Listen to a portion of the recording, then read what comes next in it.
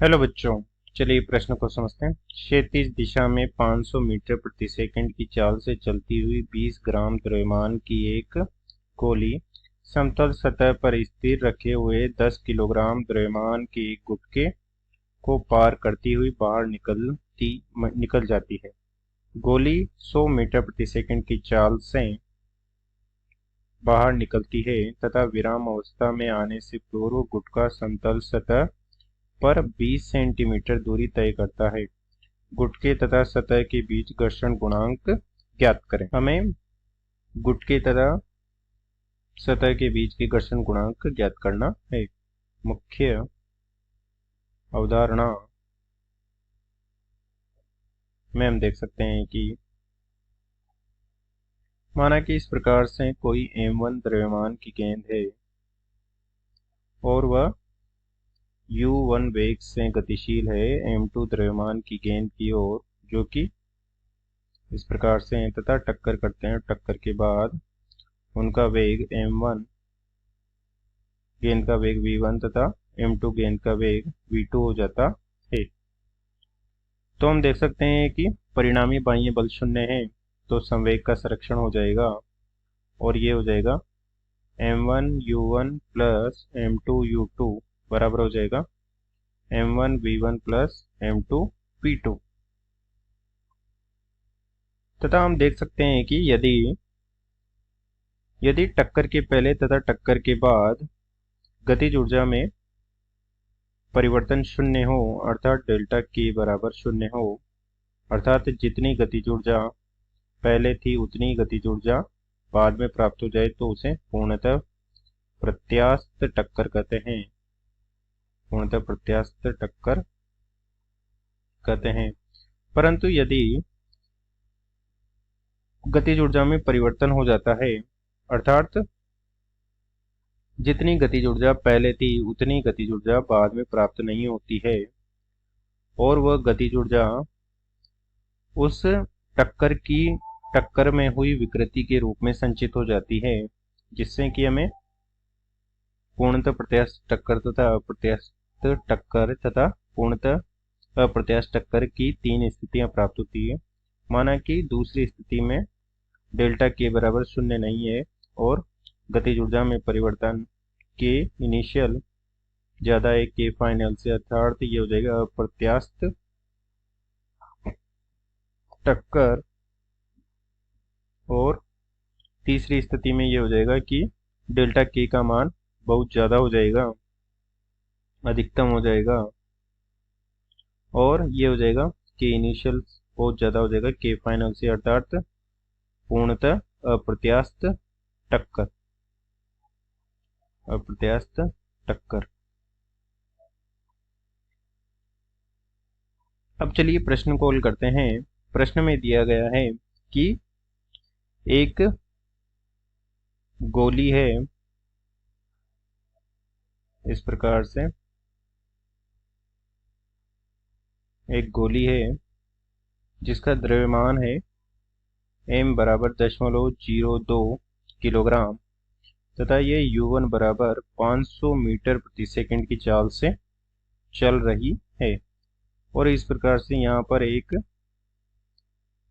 Box रखा हुआ है जिसका द्रव्यमान है 10 किलोग्राम और ये इसका वेग है u2 बराबर 0 मीटर प्रति सेकंड, अर्थात ये स्थिर अवस्था में रखा है और ये गोली इससे टक्कर करती है।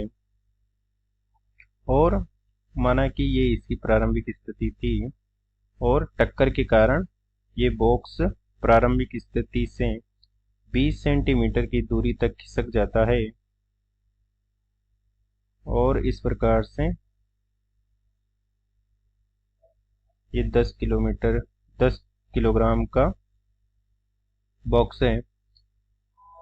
इसका वेग हमें नहीं पता है, माना कि इसका वेग v2 है जो कि हमें ज्ञात करना है, परंतु जो गोली इस बॉक्स से टकराकर निकली है उसका वेग दिया गया है जो कि है v1 बराबर 100 मीटर प्रति सेकंड, अर्थात 100 मीटर प्रति सेकंड टकराने के बाद गोली का वेग हो जाता है v1 बराबर 100 मीटर प्रति सेकंड। और इसका द्रव्यमान दिया गया है सही 0.02 किलोग्राम। तो इस पर हम संवेग संरक्षण लगा देंगे पहले तो, और ये हो जाएगा टक्कर के पहले संवेग जो कि हो जाएगा 0.02 गुणा 500 प्लस हो जाएगा 10 गुणा 0 बराबर 10 गुणा V2 प्लस हो जाएगा 0.02 गुणा 100। तो ये तो 0 हो गया और ये हो जाएगा 10 V2 बराबर हो जाएगा ये 0.02 गुणा 400। हमने डायरेक्ट घटा दिया है तो 500 0.02 500 में से 0.02 100 हो जाएगा तो 400 बच जाएगा और V2 बराबर हो जाएगा ये 0.8 मीटर प्रति सेकंड। अर्थात हमारे पास V2 का मान आ चुका है 0.8 मीटर प्रति सेकंड। इस प्रकार से हमें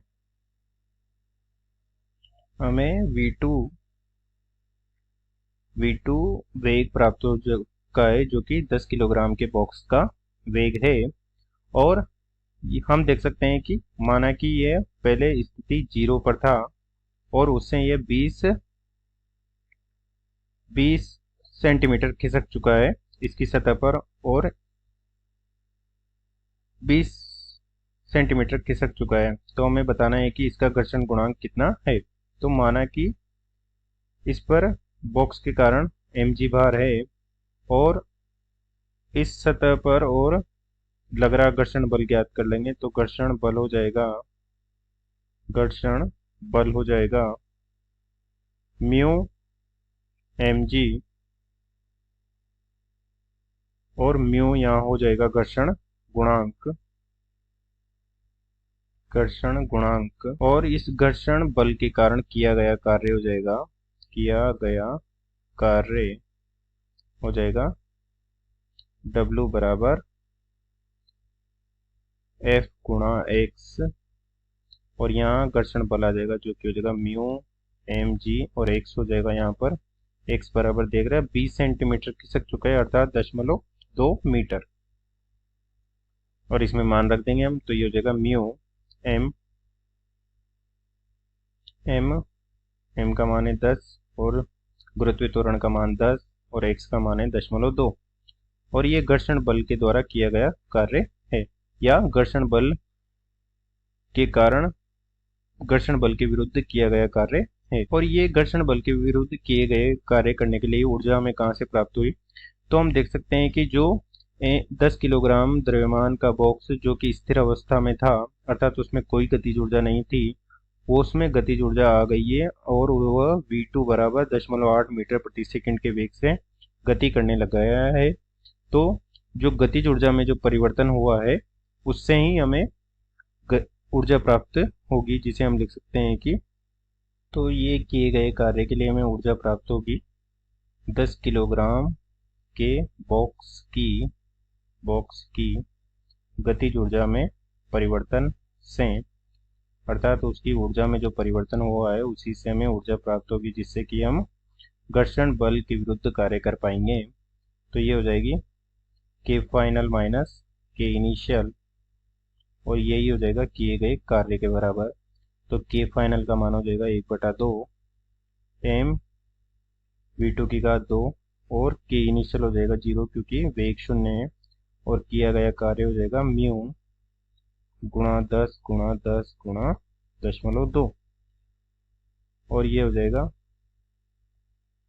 म्यू बराबर 1/2 गुणा 10 गुणा 0.8 का वर्ग बटे हो जाएगा 10 गुणा 10 गुणा 0.2 जो कि हल करने पर हो जाएगा 0.16। अतः हमें घर्षण गुणांक का मान प्राप्त हो चुका है जो कि हो गया म्यू बराबर 0.16। अतः दिए गए प्रश्न को हमने हल कर दिया है। आशा करते हैं आपको समझ में आया होगा। धन्यवाद।